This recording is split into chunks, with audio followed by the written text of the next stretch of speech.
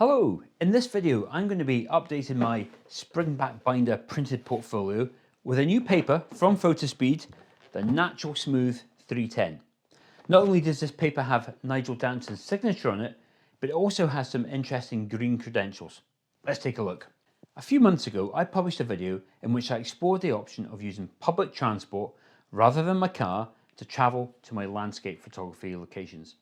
It was an interesting experiment into how I might reduce the impact my photography has on the environment. Now, if you'd like to see that video, I'll include a link for it in the video description below and at the end screen of this video. Now, this video continues on that theme of finding small ways to change the way I make my photography a little more sustainable. Now, I'm not going to save the world with what I do, but if there's a behavior I can change or there is a product I can use, then I'd like to take a look at it. And this is again where Fotospeed's new paper, the Natural Smooth 310, might play a part. As the name suggests, this is a 310 GSM fine art matte paper and offers features that you would come to expect in a Fotospeed paper. It's an archival grade paper, which means it is acid free and suitable for museum quality prints. It is also an ArtSure approved paper. Now the paper offers high print quality and suitable for both colour and black and white photography, but more on that later when we put the paper to test. Natural Smooth 310 is also part of Fotospeed's signature range. Signature papers are developed in collaboration with professional photographers, and in the case of Natural Smooth 310, the photographer that has put his name against it is none other than renowned landscape photographer Nigel Danson. Now the thing that interests me with the most about this paper are its sustainability credentials. Natural Smooth 310 is Fotospeed's first paper to be created with sustainability in mind by integrating hemp and recycled materials into its composition, and it is OBA free. The paper contains 34% hemp, which gives it a natural strength and is more sustainable as it takes less land and water to produce than something like cotton. Now, it should be a great option for not only for those looking for an eco-friendly or an eco-conscious paper, but anyone really looking to make high quality prints. And that's what I'm going to do next, make some high quality prints. To make the prints, I'm going to be using my Canon Image ProGraph Pro 1100 printer. Now, I've published an extensive video about the Pro 1100, so if you are interested in learning more about that printer, then I'll leave a link for that video in the video description below and at the end screen of this video. Right, with all that said, let's do the most exciting part of any printing video, and that's to hit the print button. Welcome back. My Pro 1100 has been busy and we've got the prints here, but before we dive into what they look like, just a couple of small items here. So I've got to say, the paper, the Natural Smooth 310, is available in lots of different sizes. This is A4, I've got A3, and it goes up to A2 in terms of the packs, and then it goes on to rolls as well. So I'll include a link for it if you want to buy it in the video description below. Also, Fotospeed do the art printing ebook. I'm always keen to mention this because it's a really good primer into how to print your work, how to print your photographs as well. So I'll include a link for that in the video description below as well. So do give that, check that out, give that a free download, I might add. And the other thing I was thinking is, even though in this video, I'm only actually looking at prints from Natural Smooth 310, I do now actually have three sort of relatively smooth matte papers now. I've got my Natural Smooth 310, I've got Smooth Cotton 300, and I've got Matte Barita 310 as well. So I'm not making a comparison of what photographs look like on the three different papers in this video. If you do want to see that video, you're interested in me printing out the same photograph on three different matte papers to see how the characteristics change, do let me know in the comments below. And also at the end screen of this video as well, I'll include a link for the video that Tim from Fotospeed did on the Natural Smooth 310. He did a wide range comparison of other papers that they do against a whole range of photographs, so do check that out as well. But if you want me to do something specific on my photographs, do let me know in the comments below. Now that we've made some prints on the Natural Smooth paper, I'm just going to make a couple of observations. I think the first one is it's probably just slightly warmer than an NST Bright White.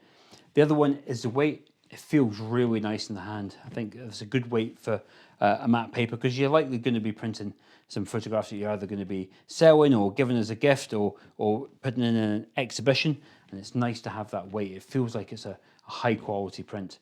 The other one is, I think the standout for me is the surface. This smooth matte surface is really bringing out lots of detail and color in the photographs. So why don't we have a deeper dive into that aspect of it? I've got lots of photographs here, and let's have a look at a few examples to see how the prints have come out. Let's have a look at this first image. I've got one here of Bowerman's nose taken last autumn, and the reproduction of the photograph and the accuracy that's come out in this paper is superb. I'm really happy with it. Love the matte finish. The detail that's come out, particularly in the foreground area where there's the bracken and it's all its golden colours, and then the actual tour itself, really see all that fine detail. And I've got another photograph here. This is of West Mill Tor, a rather stormy morning.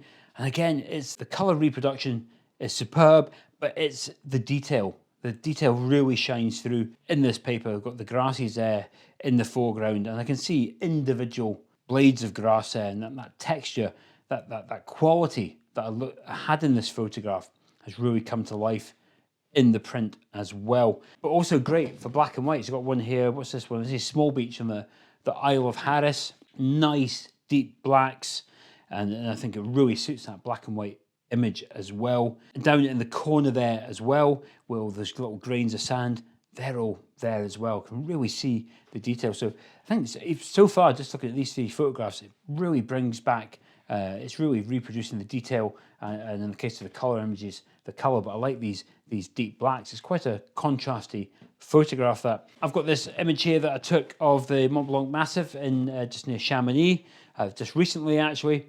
And this picture has been reproduced really well as well. I must say that for the black and white pictures, I used the black and white mode on the Pro 1100, and all the texture of the mountain and the areas of light and shade really pop off the page. So I've got some other landscape photographs I'm going to quickly go through here. There's another one of East Mill Tor. Again, detail on the grass has really come through in the print. They've got one of Glen Coe as well, Oak Tor. So I'm doing all these prints because I'm going to put them in a springback binder, which I'll cover off in a minute, and I'm using it as my portfolio to take out because I'm going out to see a photographic company next week, and I want to take a portfolio of my images. The reflections of Loch Tulla there in Scotland, and finally one of my favourite images of Great Links Tor there as well. But all the detail really gets pulled out in the print, and as I've said this many times before, printing is the best way to show your work, and I really like what the natural smooth paper has done with these photographs. They look absolutely fantastic. But for those who follow my work, you know that I don't just do landscapes. At night time, I turn into a live music photographer. So I've got printed off some of these images as well, because these tend to be quite hard to shoot and quite hard to get a nice print from. But so they've got this image of Snow Patrol here of the guitarist, and I'm blown away by what it looks like in print. The detail in his face is all there. I mean, it's better than looking at it in a monitor. The colours, the tonality of his face has all been reproduced exactly as the way I saw it on the screen. And I'm going to be doing a video about my live music photography and printing it coming up soon. So if you fancy watching that, please do subscribe. And I'll be doing framing and printing for that video as well. And I've done there's another colour one actually of Richard Ashcroft. Very high contrast, a lot of darkness, just light on him, and it just looks brilliant. Everything's the tonality and the drop off from the light to the dark is all being reproduced beautifully, and it just looks great in this matte paper. And I've also done a black and white shot from my music as well. This is Gary Kemp. This is when I photographed Nick Mason's Saucer Full of Secrets. Again, another very high contrast image with just the light on Gary's face there, but all the detail is there. Very deep, rich blacks. So I'm particularly happy with that as well. I did mention the reason for making these photographs was to put them in a springback binder, which I have done here. I've got my A3 springback binder. If I just open it up, it's quite difficult to do like this, holding it up to the camera, but it will give you an idea.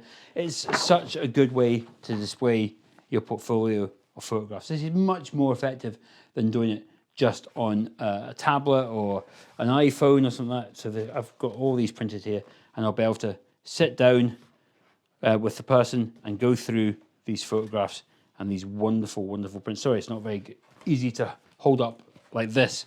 Much easier to do on a desk or table at a coffee shop. But if you do want to know more about these springback binders, how I did all the formatting, you may have noticed that the thing's got embossed, it's got some lines, it's got some text, and how I designed that and how I use those springback binders. I did the whole video on springback binders, so please do check that out. I honestly think these are a fantastic way to display your work, particularly you've got a really nice paper like the Natural Smooth. I'll include a link for that video at the end screen and in the video description below. Right, time to wrap up this video and give you a little bit of a summary of my thoughts on the Natural Smooth paper. I have really enjoyed using it, and I've been really impressed about how well my photographs have been reproduced on this paper. I'm using quite a variety of different types of photographs, both from landscape to live music, from colour to black and white. But it does seem to certainly for my photographs, suit my photographs particularly well. I go for a very natural style of editing, not over the top. It's got to be reflective of the scene that I saw, and this paper is reproducing that very well. And I really like the fact that it produces the colours well, and in the black and white you get these nice dark areas, you get nice rich blacks, and then of course all the detail, things like the sand in that picture from Small Beach, or those long grasses that I get in Dartmoor quite a lot. They really pop off, and you can look at the individual blades of grass, so there's lots of detail there. So they give my natural looking photographs a natural looking print, and of course that goes back to those natural fibers or those natural ingredients into the paper.